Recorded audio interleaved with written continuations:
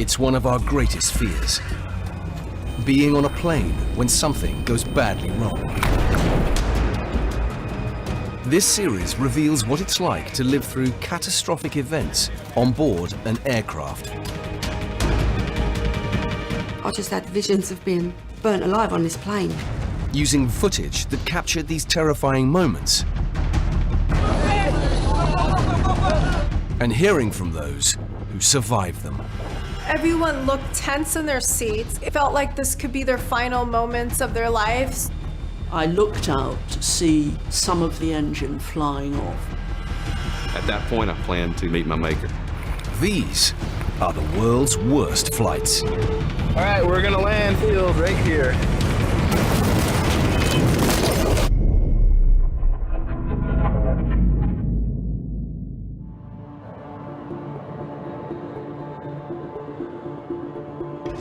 Worldwide, 100,000 flights take off and land each day. But coming back down to Earth safely is not always straightforward. Almost 60% of all fatal airline accidents occur during approach and landing. In this episode, drama in Hollywood, as mechanical failure leads to a terrifying landing. You need the landing gear to not crash the plane. Like, that's an important part of the plane. I'm in danger. Passengers face the nightmare prospect of ditching in the middle of the Pacific Ocean. It's so cold, the chances are you're going to freeze to death. And an engine explosion forces a plane into an emergency landing. If it breaks off and hits the tail, we're definitely going down.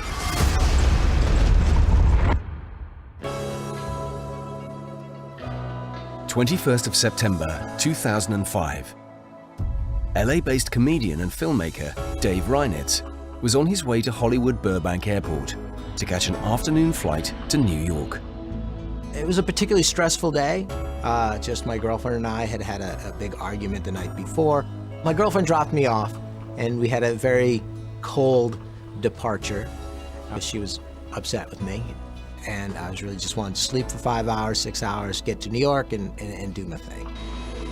Dave was filming a documentary in New York and carried a video camera in his hand luggage.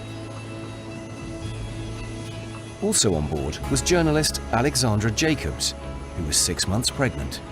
This was going to be the last flight to New York before I had the baby, and I was eager to see, my parents lived in New York, and I was eager to see them. At 3:31 p.m., JetBlue Flight 292 took off with 141 passengers on board. Conditions for the 2,500-mile journey to New York were good.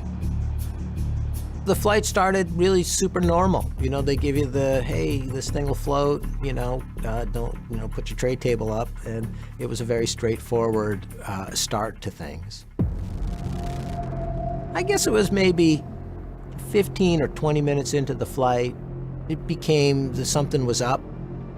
The pilot came on and said, hey, we're having a little technical difficulty. When he made that announcement, I remembered I had a video camera. So I reached up and I got out the video camera and I started filming from inside the cabin. Dave recorded events around him. Several rows ahead, close to the front, was fine art consultant Lisa Schiff. The pilot came on and said, hello everyone. I don't know if you've noticed, but we haven't reached altitude. 20 minutes after takeoff, they were still cruising above California at 14,000 feet. He said, we're getting an unusual signal about our landing gear. That was a big red flag for me. People were already stressed. And some people were dealing with it quietly, and other people, there were upsets throughout the cabin.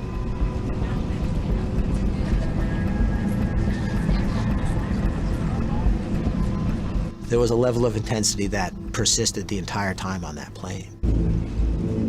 In the cockpit, an error message indicated a potential landing gear fault. But the crew had no way to see underneath the plane to check. The pilot made an extraordinary announcement. He said, we're going to go down to Long Beach, which is the opposite direction of New York. And we're going to cruise by the tower nice and low so they can get a visual inspection of the plane. So that got a little more serious, like somebody needs to look at this thing. I remember thinking, a flyby, like this is a jet plane. A flyby from Top Gun? For me, it was just, I was already starting to panic. At 4:20 p.m., they flew past the control tower at Long Beach Airport, hoping to get visual confirmation of the problem.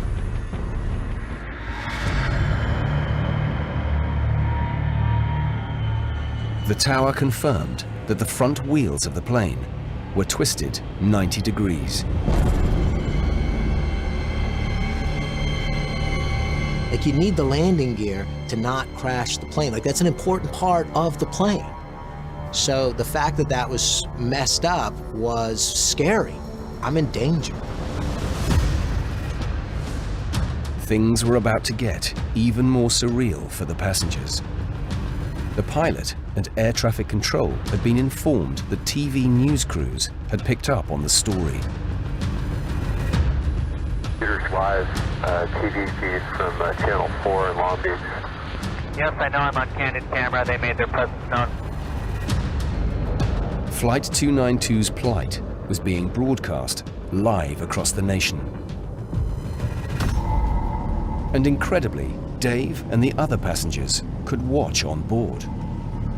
It's absolutely surreal to be watching the story of the plane that you're in. Like, it was on national television. It was, and then I click, and it's on every station. It's like, this is what they're covering. Suddenly, the pilot made an announcement. I've been told by both the company as well as our in-flight crew that apparently we've made the news. I'm sorry about that. I apologize for the apprehension that this is causing you. They had like every military pilot giving their assessment of what our chances of survival was. I freaked out. Your heart is racing and the adrenaline is going through as if someone is chasing you and trying to kill you. The Airbus A320 was loaded with 31,600 pounds of jet fuel, which could ignite if the landing went wrong. At this point, what I'm doing is burning off additional fuel. We took off with a full load of fuel to go out to New York. We're currently drilling holes in the sky around the south part of Los Angeles, primarily to burn the fuel load down to a more suitable level. We then flew out over the ocean for like 45 minutes. And that silence was really freaky. You start to think about what is going on. This was 2005. The memory of 9/11 was still very fresh. This idea that something horrible could happen, I think, was in all our minds. The plane continued circling, and minutes turned into hours. There were the people like me who instantly went hysterical. I started crying. The guy next to me is like, we're gonna be fine. I'm like, no, we're all gonna die. And then there were doers, people who needed a job. The thing I got out of filming was it gave me a role. I had something to do. So it gave me the opportunity to get out of my own head a little bit.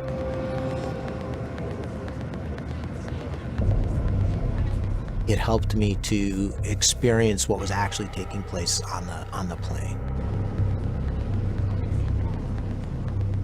Picture of the people holding hands, I mean, it's a moving moment. I mean, to see people that intensely connected in a high-pressure situation. Flight 292 had been circling for nearly 3 hours. They hadn't found a way to fix the jammed wheels, but had burnt off enough fuel to try and land at Los Angeles International Airport. Air traffic control contacted the pilot. What do you think your ETA is now? We're down to bingo fuel now at this time, Scott. I see 10,000 showing up here. I think it's time for execution. Do you concur? Concur.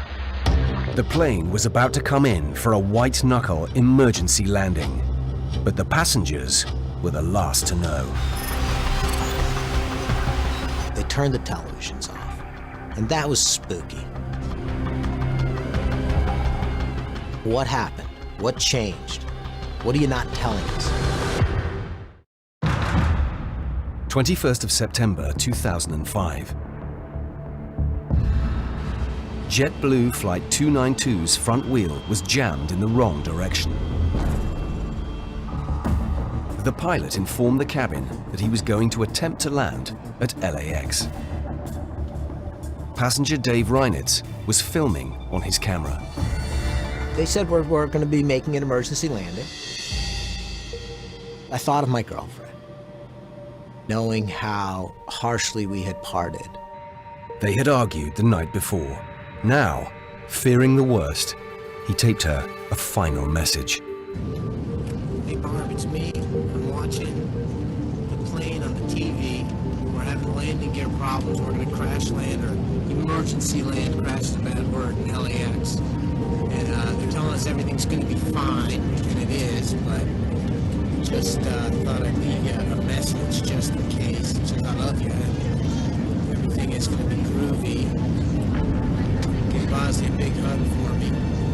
And we'll have a good laugh when I show you this video. You say what a goober I am. So, but if anything happens, you know, take care of everything. Everything's yours. I wanted her to know it was okay. That yes, we had a fight, but, you know, it's just a fight. We've been together for a long time. These things happen. The pilot contacted air traffic control for the final time. So let's make sure that we've got all of the preparations ready for the arrival into LAX. I'm sure you'll be a hero here. Well, that's not the point. I just want to make sure that everyone gets off the airplane okay. The pilot chose to land at LAX, where the long runway gave him the best chance of success. Two kinds of dangers there. One, you can have a failure of the main landing gear. That is, it could collapse backwards, the nose of the aircraft could hit the runway. A second is that the heat generated from that scraping on the ground could throw off hot pieces of metal that, if it punctures a fuel tank, could lead to a fire or an explosion. At around 6:15 p.m., news helicopters captured the moment Flight 292 began its final descent into LAX. Dave kept his camera rolling. Brace, brace, brace, brace. An automated voice began saying, brace, brace, brace, very robotically. That was very, very scary. The stakes of dying are higher if you're pregnant. I'm not religious, but I pray. I really wanted my mom. You know, just, I wanted to say goodbye to my parents.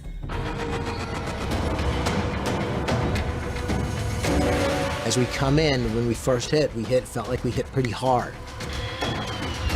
The pilot needed to keep the twisted nose gear off the ground for as long as possible.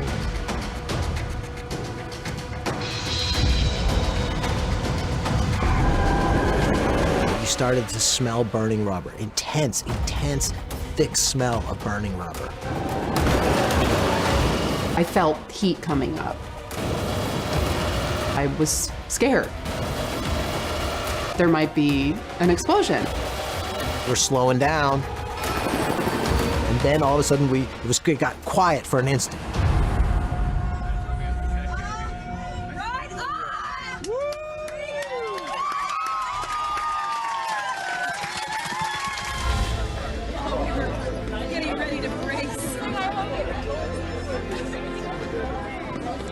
Hey, good job, thank you. The pilot opened the door and he put his hand up like this. I remember hugging him on the way out. He was so good. I mean, it was a great landing. Oh, wait, that's me. Oh my God, that's me. I've never seen this before. Wow, we are so lucky.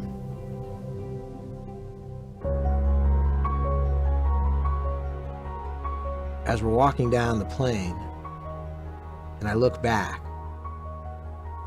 and I look at the landing gear itself, and it is just sawed off, like an absolutely symmetrical half circle.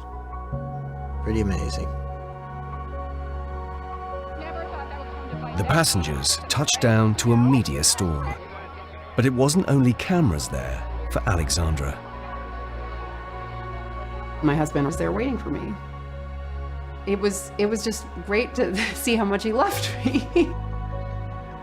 An investigation later revealed what allowed the wheel to get jammed out of place. Part of the anti-rotation mechanism had fractured and separated due to fatigue. The Airbus steering system at the time didn't let the crew correct the wheel. This system has since been fixed. Even for people like myself who've been around aviation for a long time, frankly, I'd never seen a situation where an aircraft landed with a nose wheel twisted in this manner. All 147 people on board were unhurt, thanks in large part to the skill of the pilot.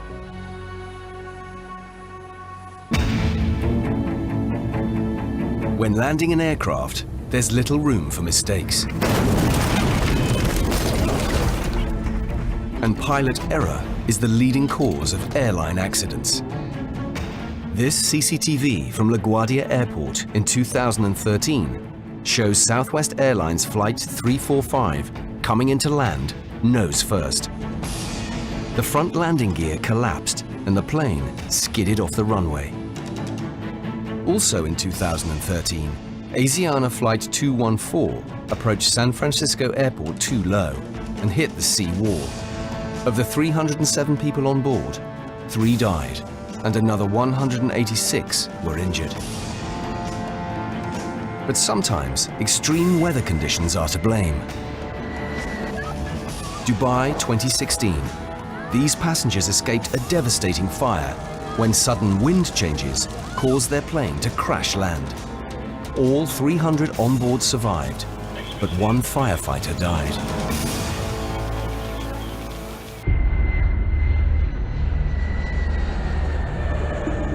"80% of plane crashes happen during the first 3 minutes or last 8 minutes of the flight. But when disaster strikes mid-flight, it's the chance to contemplate your fate that can be most terrifying. As amateur pilot Randy Bryan discovered when he took a low-cost flight. I'm not an airline transport pilot, and I don't know jets, all that much. But, flying is flying, so there's a lot of things similar with my little airplane and to a big airplane. On the 15th of October 2013, Randy had been visiting his son in Colorado and was making his way back home to Atlanta. At Dallas-Fort Worth, he changed planes and boarded Spirit Airlines flight NK-165.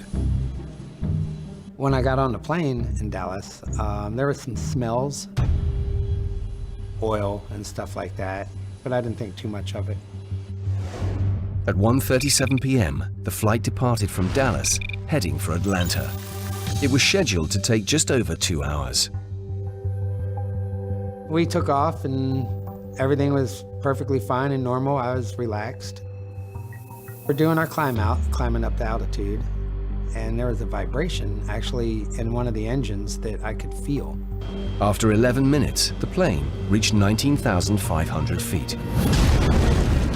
Flames shot down the side of the airplane.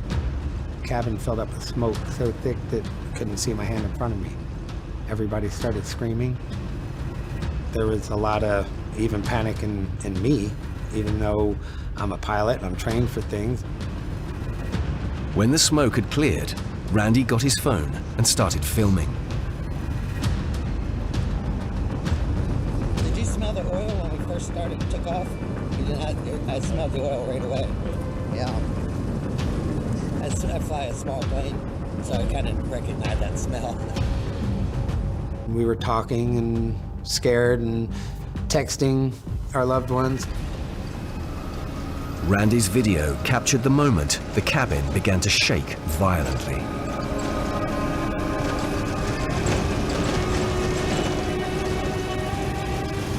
Some people thought it was my hand shaking, but it wasn't. I was actually shaking more than the video shows, not less. I really didn't know why it was vibrating as bad as it was. Didn't feel like an aerodynamic vibration, it was more mechanical.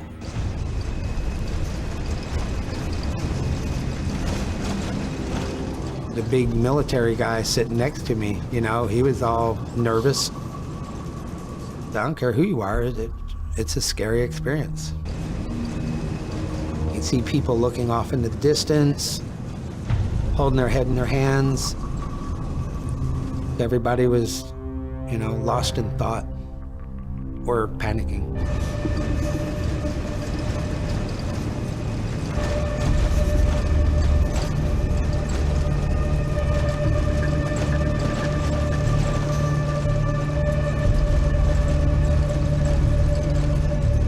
The pilots didn't say anything, the stewardesses didn't say anything. So we were there guessing and wondering what was going on without any information. 18 minutes after the explosion, the flight crew finally made an announcement to the cabin.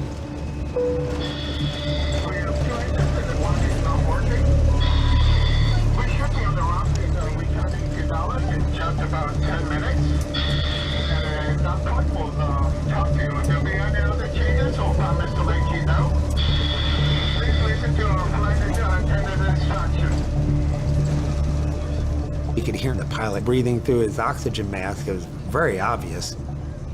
So every other word is which, you know, worried us even more. It's like, okay, he's on oxygen and we're not. Randy and the other passengers were not told why the pilots had their oxygen masks on. But he knew whatever was happening was a real threat to the plane. It was really something serious. I knew, you know, engine failure, if it breaks off and hits the tail, we're definitely going down. At around 1:51 p.m., the Airbus A319 turned back towards Dallas.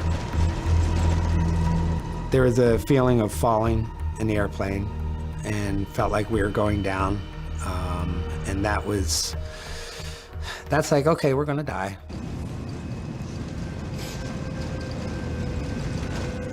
At that point, I didn't want to see anything. I didn't want to look around, didn't want to do anything. So I buried my head under my jacket.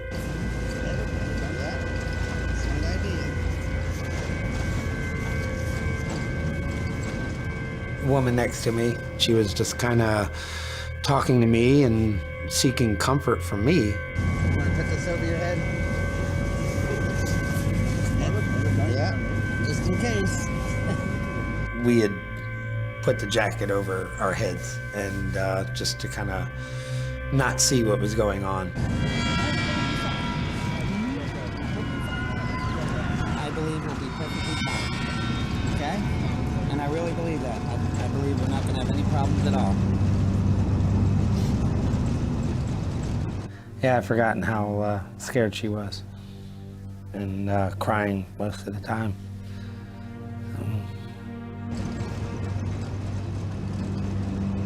This is what pilots train for. Got to trust our pilot.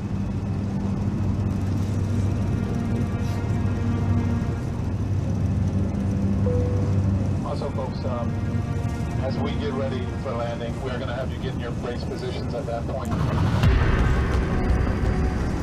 Randy's footage picked up the sound of the pilots preparing the aircraft for landing. Now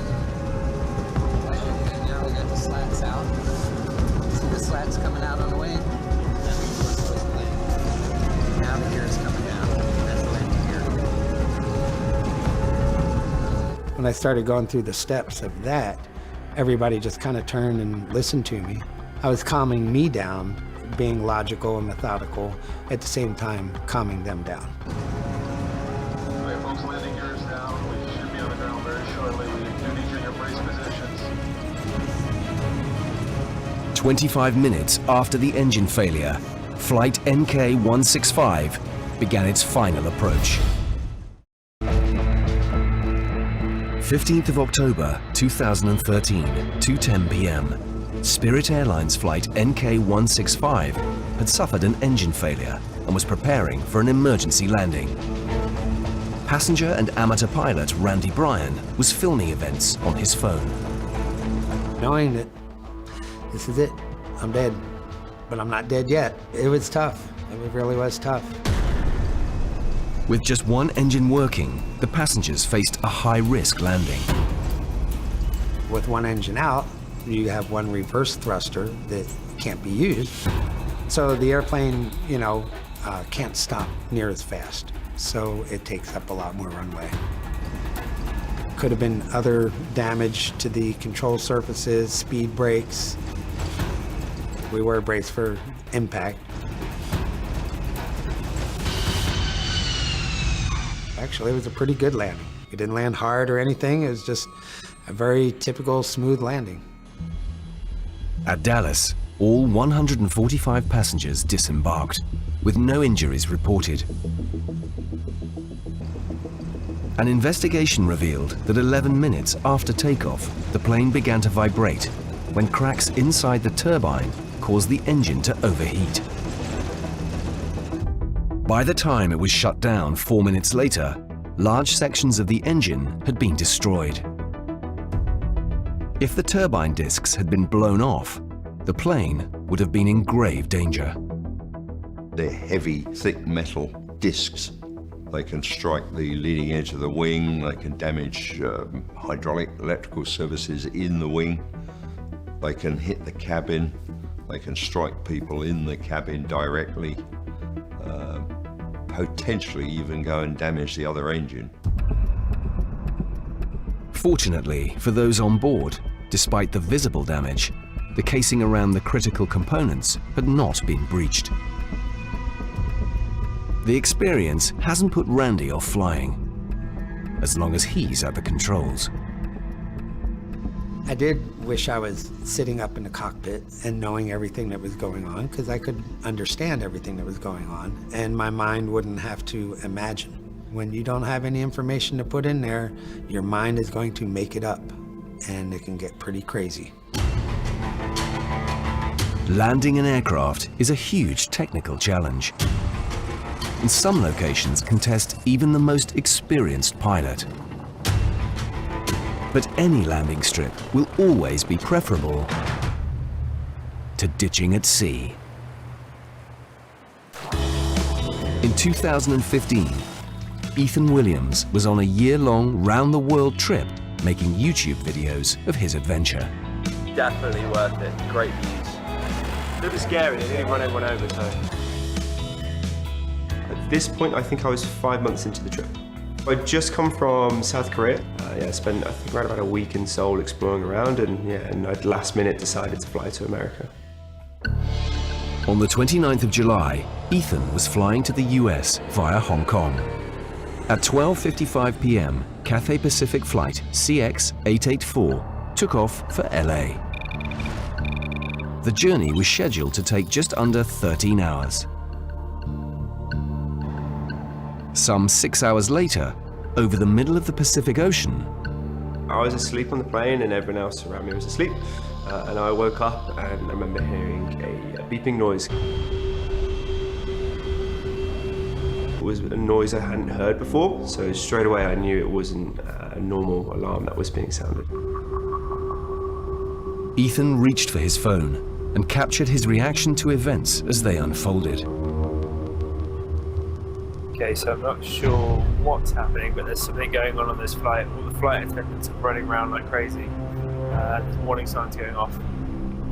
Hopefully it's nothing too bad, and it'll be alright, but we'll see. They're running around like mad. They're doing something, checking the emergency exits and like grabbing bags and running forward, and I don't know, something's not right. The plane had suffered a critical problem, but passengers were not told what.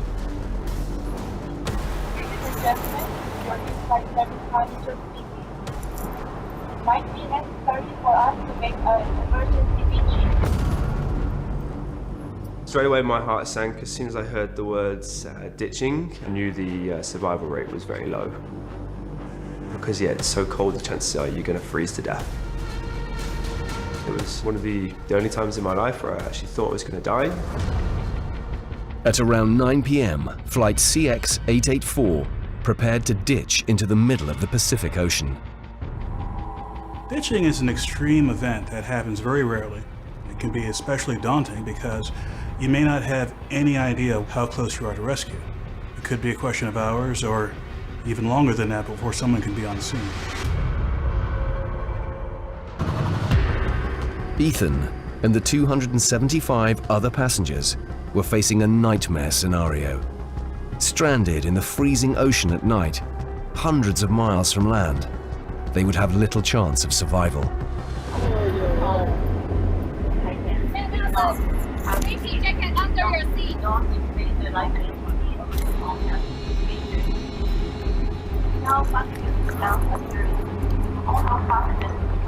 We all know the life vests are under your seat, but actually taking it out and ripping it out of that package was a very strange feeling. That was when you kind of think, wow, okay, this is really happening. You can look around the plane and you can see everyone else is doing the same thing, pulling on their life vest. I remember at that point thinking it was a pretty serious situation. Put your hand on the face. Put your hand. Flight attendants helped the passengers to prepare for landing at sea. Brace position is good.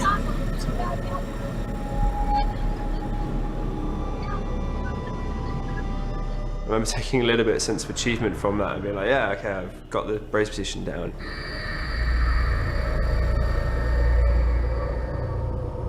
The cabin went strangely silent and everyone was just sat there in their own little moments.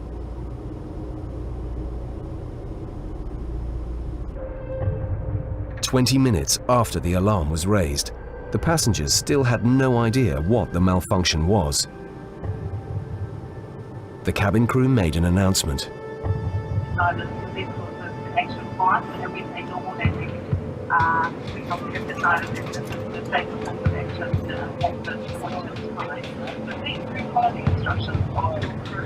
It's going to be a normal landing, not a water landing.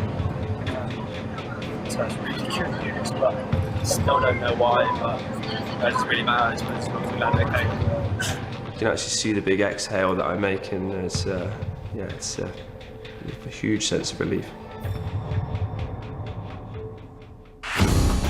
Incredibly, in the middle of the North Pacific Ocean, the flight crew had located a landing strip, a remote US Air Force refueling station on the western tip of Alaska's Aleutian Islands. We're really dropping the pressure.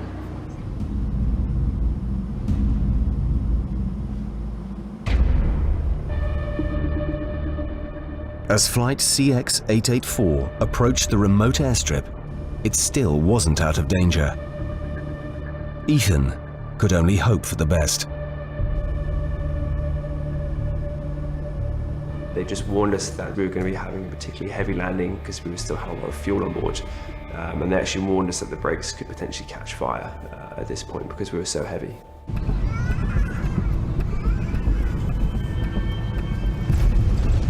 It was quite a bumpy landing and quite heavy. And then there was very heavy braking.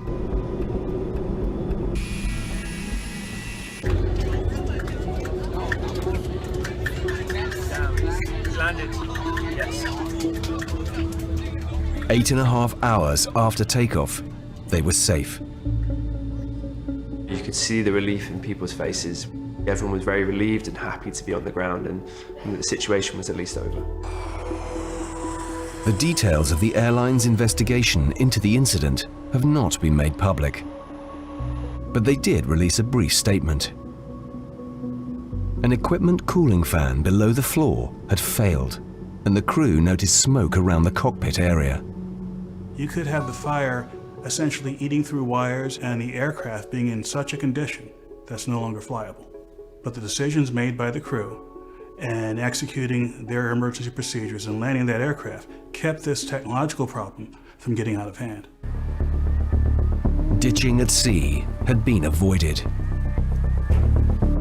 In the end, the fault was minor enough that they could land normally. But when complex and integral systems on an aircraft go wrong, landing is fraught with danger. 29th of December 2014. Gatwick was packed with people jetting off to enjoy some winter sun.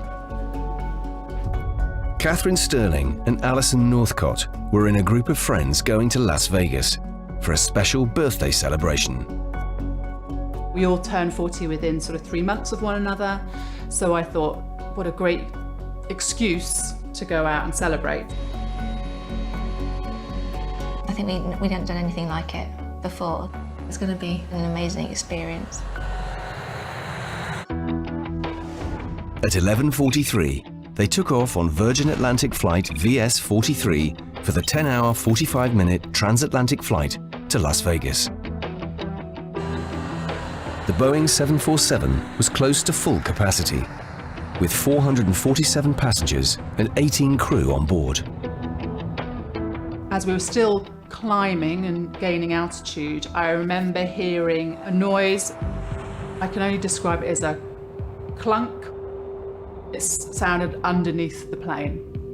It was enough for me to think, what was that? But not so much to be concerned. Just minutes after takeoff, the crew announced there was a problem. The hydraulics were malfunctioning, and one of the main sets of landing gear was jammed inside the plane. I got quite upset straight away because I just thought, you know, why us? At 12:08, the crew announced they had to return to Gatwick, but first they needed to lose weight. One of the passengers filmed as flight VS-43 circled above the sea, dumping fuel. There's a lot of it. I've never seen anything quite like it, to be honest. This is a proper problem. This is not an insignificant thing. You could feel the tension. We seemed to just be going around in circles for eternity. The 747 still faced a dangerously unstable landing. The pilot decided to take drastic action. At 2:35, he made an announcement. Try and dislodge this gear door. If you can bear with us and stay in the seats, what we'll do is maneuvers. To dislodge the landing gear door, the pilot would need to push the 747 and its passengers to the limit. They were basically going to be shaking the plane to see if they could dislodge the wheel. I've had experienced some turbulence on planes in my life, but this was a proper kind of dropping sensation. You could hear a level of anxiety rising at that point. After their white-knuckle ride, Catherine, Alison, and the other passengers waited to hear the result. They came back onto the tannoy and they said, the landing gear is still trapped inside. We're going to have to come in for an emergency landing. Flight VS-43 was in a holding pattern around Gatwick Airport. One of the landing gear doors was jammed. Friends Alison Northcott and Catherine Sterling were trapped on board. I think about my son and I think about my family and I think, gosh, this is serious. I'm frightened. When you're left in that state of limbo, it's like torture, really. It's, are you gonna be okay or not? One passenger filmed on their phone as the crew prepared the cabin for an emergency landing. When you hear the command, brace, brace, you must adopt the brace position shown on your safety card. You must stay in the brace position until the aircraft stops completely. Stay calm, read your safety card, and practice the brace position now.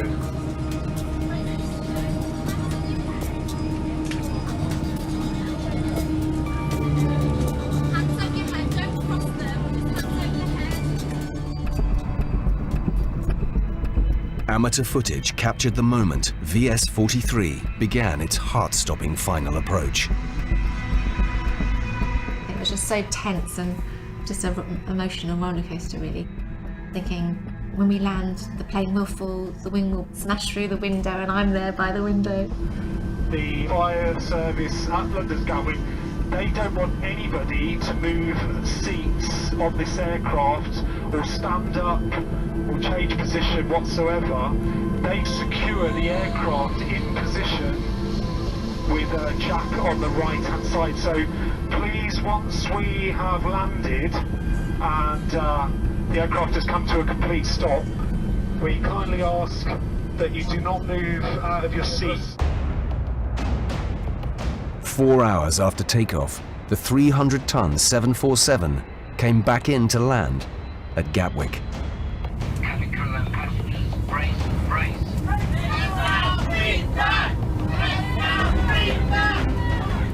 So I'm saying, just don't look up.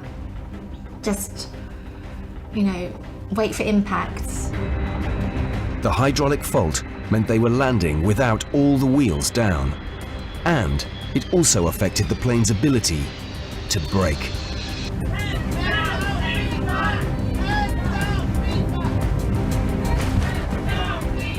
Once the initial bang of the landing, it was really quiet. You're used to hearing that sort of hydraulic noise of the brakes. There was none of that. We were just kind of gliding. The aircraft was down, but could topple over at any second. I remember looking up to sort of see out of the window as I was in that sort of brace position. And I could see the ambulances and the fire engines. Emergency services and ground crew rushed to stabilize the plane. The guys up here are just saying that we just need to keep this aircraft stable. It's just that when people start to move off the aircraft, we're worried about it. So obviously we're taking every precaution at the moment so nothing does happen. I was thinking, please, nobody get up and panic, and, you know, we shouldn't move from our seats in case we then topple. Everyone's 100% safe now, so, you know, chill out, relax, because there's nothing to worry about. So just bear with us for a little while longer. We really appreciate your patience. As soon as the aircraft was secured and the passengers unloaded, an investigation began. It concluded that a moving part of the landing gear used to extend and retract the wheels was installed upside down. One of the things that came out of the accident report was you've got to make sure that it's impossible to fit these critical components the wrong way round. Build it in a way that it physically can't be done. And the aviation world is really, really good at learning from things when they go wrong, and changes have been put in place. All 465 passengers and crew on board flight VS-43 were safe and unharmed. I just remember being physically shaky and exhausted from having cried a lot. I'd have to say it was the worst experience. It just brings things very acutely into focus. How fragile life can be and how things can change in a moment without you having any sort of control over it. Next time on World's Worst Flights, a hijacker takes a group of passengers hostage. I thought there's a terrorist here and he's just gonna bomb this plane. A bomb detonates mid-air, ripping a hole in the side of a plane. And a vicious struggle between passengers and the pilot. I felt the situation could turn really, really bad really, really quick.